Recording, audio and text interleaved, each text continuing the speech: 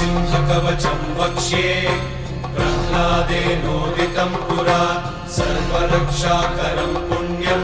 सर्वोपद्रवनाशनं स्वाहा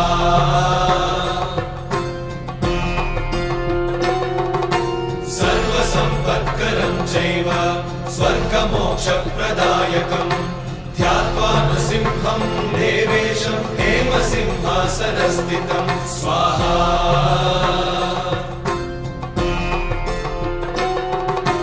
निवृत्तास्यं त्रिनयनं शरदिन्दुसमप्रभं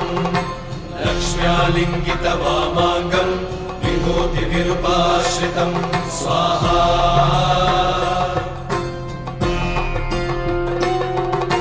चतुर्भुजं कोमलाङ्गं स्वर्णकुण्डलशोभितं श्रिया सुशोभितो रस्कं